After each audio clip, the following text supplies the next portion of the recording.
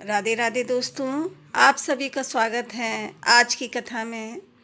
आज अधिक मास के दूसरे दिन की कथा कहेंगे। अधिक मास को पुरुषोत्तम मास भी कहते हैं, मल मास भी कहते हैं। आज पुरुषोत्तम मास से जुड़ी हुई सुंदर कथा का श्रवण करेंगे। पुरुषोत्तम मास में किया गया कोई भी आध्यात्मिक कार्य 1000 गुना अधिक पुण्य फल प्रदान करता है और इसीलिए 3 साल के बाद आने वाला यह अत्यंत दुर्लभ संयोग हमें अपनी आध्यात्मिक साधना को तीव्र बनाने का संदेश देता है। तो चलिए इसी संदेश का पालन करते हुए प्रारंभ करते हैं आज अधिक मास की व्रत की कथा को। आज पुरुषोत्तम मास की कथा का श्रवण करते हैं। सूत गोस्वामी ने कहा, हे ऋषिगणों, वहाँ पर राजा परीक्षित भी सुखदेव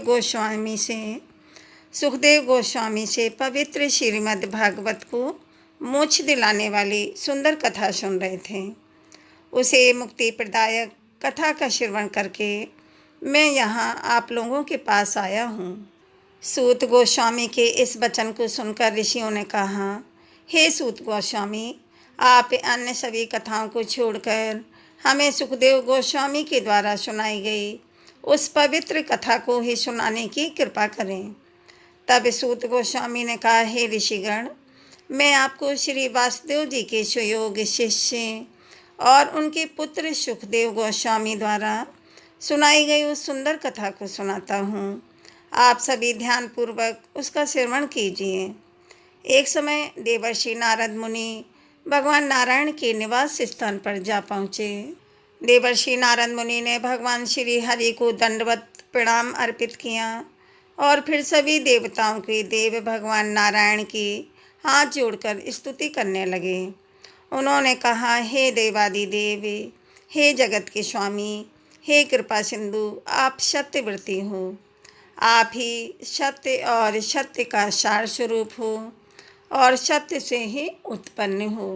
आपको मेरा बारंबार नमस्कार है। हे प्रभु, परिवार और मोह में फंसे रहने वाले सांसारिक प्राणियों के हित के लिए मुझे आप कोई ऐसा उपाय बताइए जिससे मेरा और सांसारिक मोह माया में फंसे हुए उन सभी जीवों का उद्धार हो सके। मैं आपके श्रीमुख से श्रवण करने की इच्छा से ब्रह्मलोक से यहाँ आया हूँ। देवर्षि नारद मुनि के इन वचनों को सुनकर भगवान विष्णु मुस्कुराए और फिर उन्होंने इस भौतिक संसार को पावन करने वाली उस पुण्यमय कथा को कहना प्रारंभ किया। भगवान श्री नारायण ने कहा, हे देवर्षि, अब वृंदावन बिहारी पुरुषोत्तम भगवान श्री कृष्ण की पुण्य कथा आप मुझसे सुनिए। मैं आपको भगवान पुरुषोत्तम का अत्यंत अद्भुत महात्म्य सुनाता हूँ।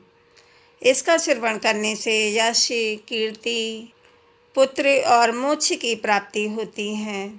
श्री हरि के ऐसे वचन सुनकर नारद मुनि ने कहा, हे प्रभु, यह तो आपने बड़ी अद्भुत बात कही।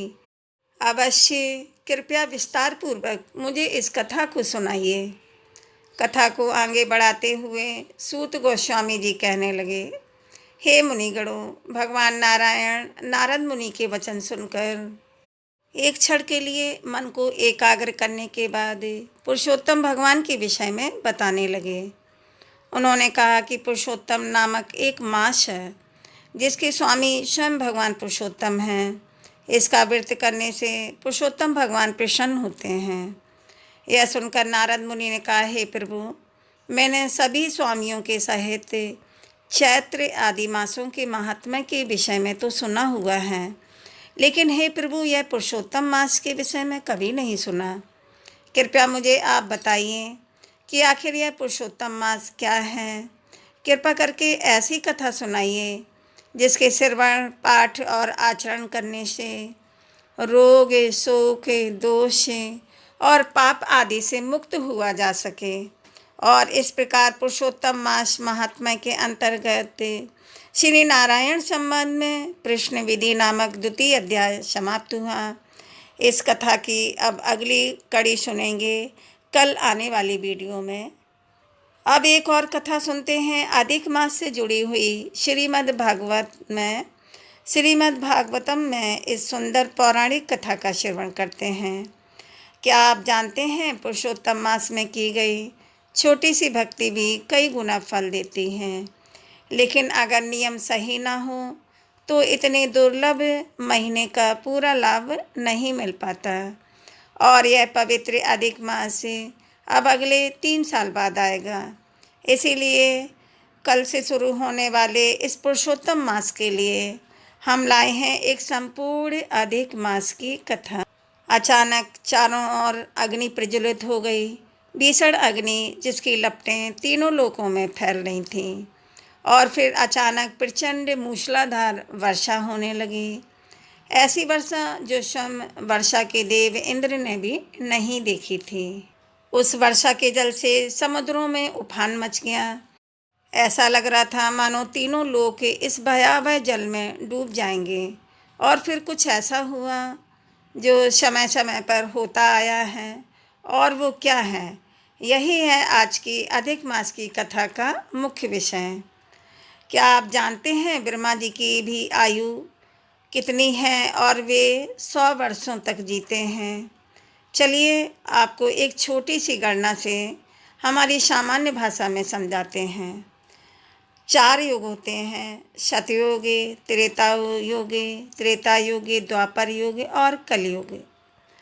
सतयुग हमारे मानवीय वर्षों की गणना के अनुसार 17,28,000 वर्षों तक रहता है। उसी प्रकार त्रेता युग 12,96,000 वर्षों तक, द्वापर युग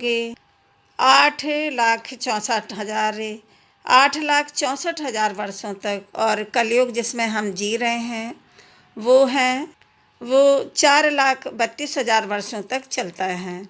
जब कलयुग समाप्त हो जाता है तो फिर से सतयुग प्रारंभ होता है, और फिर त्रेता युग, फिर द्वापर युग, फिर से कलयुग। इस प्रकार चारों युग का साइकिल चलता रहता है। अब ऐसे चारों युगों का 1,000 बार साइकिल पूरा होता है तो ब्रह्मा जी का सिर्फ 1 दिन पूरा होता है। फिर प्रलय आता है और फिर उनकी रात्रि प्रारंभ होती है, और उनकी रात्रि भी इतनी ही लंबी होती है, यानी 1,000 चतुर्युग की। इस प्रकार ब्रह्मा जी 100 वर्षों तक जीते हैं। लेकिन जब ब्रह्मा जी का 1 दिन पूरा होता है तो फिर एक प्रलय आता है और तीनों लोग उसमें समाविष्ट हो जाते हैं। 1,000 चतुर्युग बीतने के बाद जब उनकी रात्रि समाप्त होती है तो फिर से दिन प्रारंभ होता है और फिर से इस भौतिक जगत की सृष्टि करते हैं। तो किस प्रकार ब्रह्मा जी का जन्म होता है और वे सृष्टि की रचना करते हैं, यह जानकारी हमें श्रीमद् भागवत के 3रे स्कंद में प्राप्त होती है, जहाँ मैत्रेय ऋषि विस्तार पूर्वक विदुर जी को सृष्टि की रचना के विषय में बता रहे थे। यह उस समय की बात है जब ब्रह्मा जी का दिन समाप्त हो रहा था और उनकी रात्रि प्रारंभ होने वाली थी। अचानक ही भगवान शंकरषण, जो कि अपने फनों पर इस पूरे ब्रह्मांड को धारण करते हैं, उनके मुख से प्रलय अग्नि प्रज्वलित हो उठी, ऐसी अग्नि जो तीनों लोकों को नष्ट कर देती है।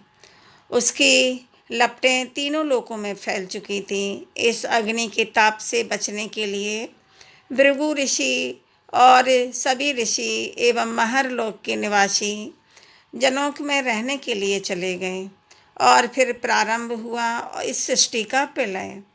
महाभयंकर शंकरषण के मुख से निकलती हुई प्रलय अग्नि 100 दिव्य वर्षों तक संपूर्ण ब्रह्मांड को भस्म करती रही, और फिर से 100 दिव्य वर्षों तक प्रचंड तूफान और मूसलाधार वर्षा प्रारंभ हुई।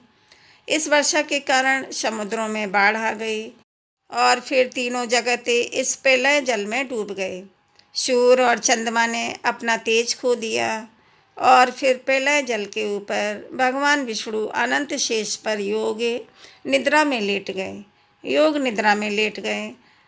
अब अगर सब कुछ नष्ट हो गया तो फिर हम सब बुद्ध जीवात्माएं कहाँ चली गई, हमारा क्या हुआ? क्योंकि आत्मा तो अमर है ना, उसका तो नाश नहीं होता। तो देखिए, जब प्रलय जल में सब कुछ नष्ट हो गया तो सभी बुद्ध जीवात्माएं अपने अपने सूक्ष्म शरीर के साथ महाविष्णु भगवान के शरीर में प्रविष्ट हो गईं और इस प्रकार 1000 चतुर्युग बीत गए। ब्रह्मा जी की रात्रि समाप्त हो गई। अब फिर से ब्रह्मा जी का दिन प्रारंभ होने वाला था और इस सृष्टि की रचना होने वाली थी। यह सभी जीवात्माएं अपने अपने सूक्ष्म शरीर के साथ फिर से भगवान श्री विष्णु के शरीर से बाहर आने लगीं और उनके साथ अपने अपने पूर्व कर्म और इच्छाओं का सूक्ष्म आवरण भी था। अपनी इस दूषित अवस्था के कारण वे सभी जीवात्माएं नीले रंग की दिख रही थीं। अब भगवान विष्णु इन सभी बुद्ध जीवात्माओं के संयुक्त कर्मों पर अपना ध्यान एकाग्र करने लगे और उसी समय उनकी नाभि में एक छिद्र हुआ, जहाँ से सूक्ष्म सृष्टि के रूप में एक कमल उत्पन्न हुआ। जैसे ही वह कमल प्रकट हुआ, उसने चारों ओर एक दिव्य प्रकाश बिखेर दिया और प्रलय के जल को सोख लिया। आज उस समय गर्भोदच्छा आई भगवान विष्णु ने परमात्मा स्वरूप में अपना विस्तार किया और उस कमल में प्रवेश कर दिया और इस प्रकार ब्रह्मा जी का जन्म हुआ। जन्म होते ही ब्रह्मा जी अपने जन्म के स्तोत्र को ढूंढने के लिए चारों दिशाओं में देखने लगे, इसीलिए उन्हें 4 सिर प्राप्त हुए। अब उनकी जिज्ञासा और बढ़ने लगी, क्योंकि चारों ओर तो शून्य अवकाश फैला हुआ था ना। इसीलिए उन्होंने सोचा कि मैं जिस कमल से आया हूँ उसी के अंदर जाकर देखता हूँ कि इसका प्रारंभ आखिर कहाँ से हो रहा है। यह सोचकर ब्रह्मा जी ने उस कमल की खोखली डंडी में प्रवेश किया और नीचे की ओर जाने लगे। लेकिन आश्चर्य की बात यह हुई कि भगवान विष्णु की नाभि तक पहुँच जाने के बाद भी ब्रह्मा जी नहीं समझ पाए कि आखिर उनका उद्भव, उनका जन्म कहाँ से और कैसे हुआ है। इसीलिए थकने और हारने के बावजूद वह वापस अपने कमल आसन पर आ गए। अब उन्होंने पूर्ण पुरुषोत्तम भगवान के ऊपर ध्यान लगाना प्रारंभ किया। इस प्रकार उन्होंने 100 दिव्य वर्षों तक तपस्या की और फिर उनके समक्ष प्रकट हुए पूर्ण पुरुषोत्तम भगवान परम विष्णु भगवान जी। जब ब्रह्मा जी के शेषनाग की श्वेत देह पर विश्राम करते हुए गर्भोदक भगवान विष्णु को देखा तो उनके देदीप्यमान सुंदर स्वरूप को देखकर वे अभिभूत हो गए और वे समझ गए कि उनके समक्ष कोई और नहीं अपितु स्वयं भगवान उपस्थित हुए हैं। उसके बाद जब उन्होंने सृष्टि के 5 कारक यानी भगवान विष्णु की नाभि, कमल, पुष्प, प्रलय, जल, शुष्क वायु तथा आकाश को देखा तो वे रजोगुण से आवेशित हो गए। भगवान के दर्शन मात्र से ही उनके समस्त संशयों का नाश हो गया। उन्हें अपने जीवन के उद्देश्य का पुनः स्मरण हो आया और फिर एक बार सृष्टि की रचना करने के लिए वे स्वयं को तैयार करने लगे। इस कार्य को प्रारंभ करने से पूर्व ब्रह्मा जी ने अपने समक्ष खड़े परम भगवान विष्णु को प्रणाम किया और उनसे प्रार्थना करते हुए कहने लगे, हे भगवान, अनेक वर्षों की तपस्या के बाद अब मुझे आपका ज्ञान प्राप्त हुआ है।